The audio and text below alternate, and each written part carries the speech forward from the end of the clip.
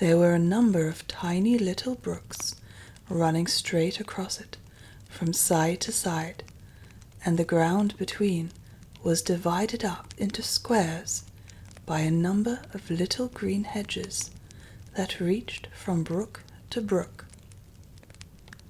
"I declare it's marked out just like a large chessboard," Alice said at last.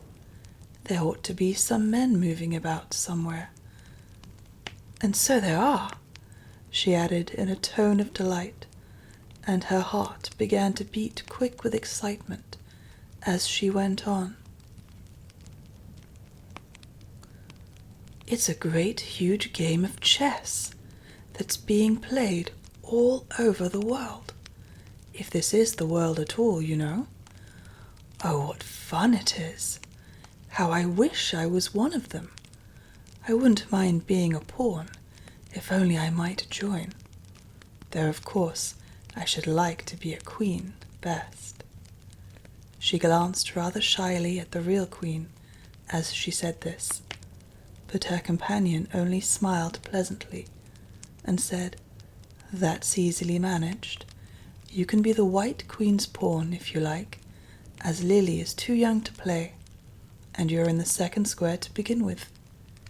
When you get to the 8th square, you'll be a queen." Just at this moment, somehow or other, they began to run.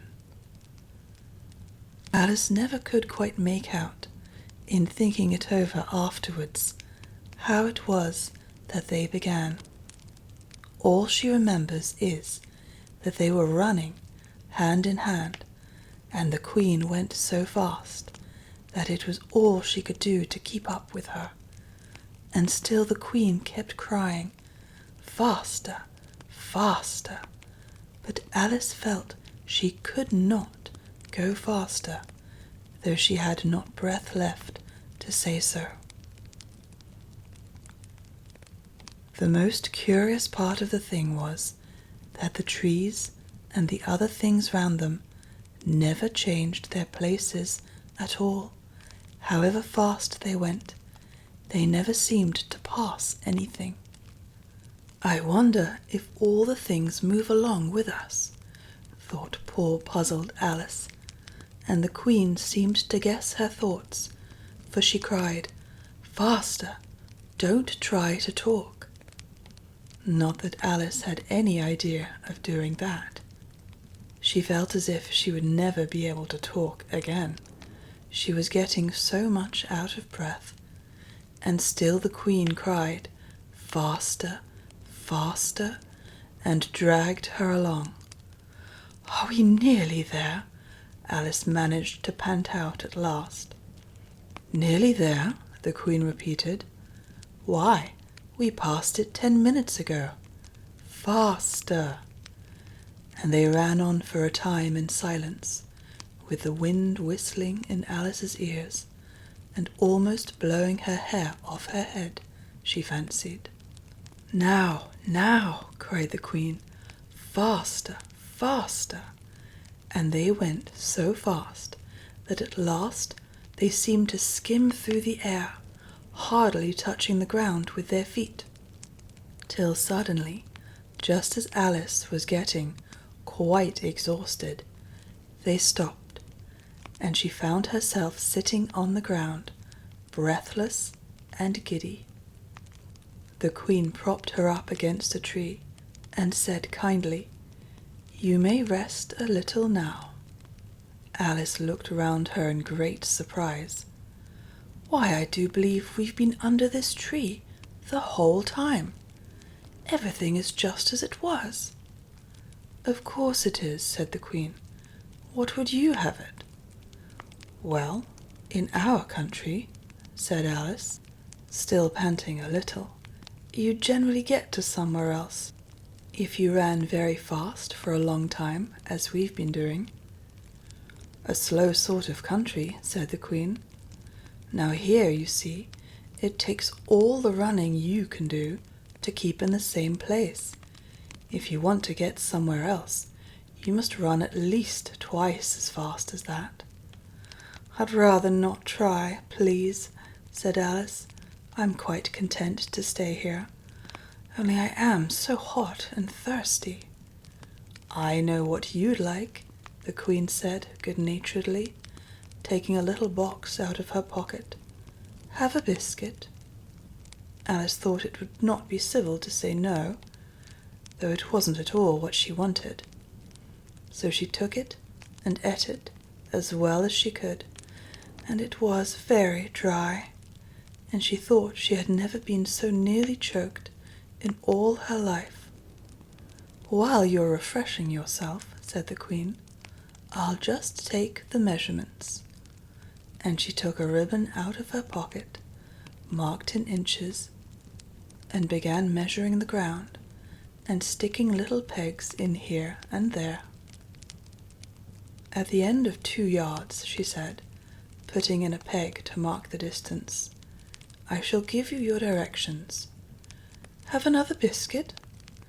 "No, thank you," said Alice. "One's quite enough." "Thirst quenched, I hope?" said the Queen. Alice did not know what to say to this, but luckily the Queen did not wait for an answer, but went on. "At the end of 3 yards, I shall repeat them, for fear of your forgetting them.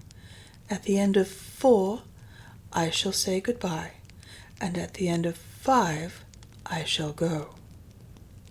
She had got all the pegs put in by this time, and Alice looked on with great interest as she returned to the tree, and then began slowly walking down the row. At the 2-yard peg, she faced round and said, "A pawn goes 2 squares in its first move, you know. So you'll go very quickly through the 3rd square, by railway, I should think, and you'll find yourself in the 4th square in no time. Well, that square belongs to Tweedledum and Tweedledee. The 5th is mostly water. The 6th belongs to Humpty Dumpty." "But you make no remark?" I didn't know I had to make one just then," Alice faltered out. "You should have said, 'It's extremely kind of you to tell me all this.' However, we'll suppose it's said. The 7th square is all forest. However, one of the knights will show you the way, and in the 8th square we shall be queens together, and it's all feasting and fun." Alice got up and curtsied, and sat down again. At the next peg the Queen turned again, and this time she said, "Speak in French when you can't think of the English for a thing. Turn out your toes as you walk, and remember who you are."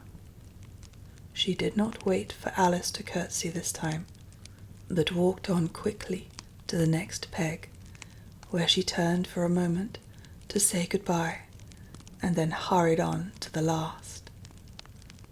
How it happened, Alice never knew, but exactly as she came to the last peg, she was gone. Whether she vanished into the air, or whether she ran quickly into the wood, and she can run very fast, thought Alice. There was no way of guessing, but she was gone, and Alice began to remember that she was a pawn, and that it would soon be time for her to move.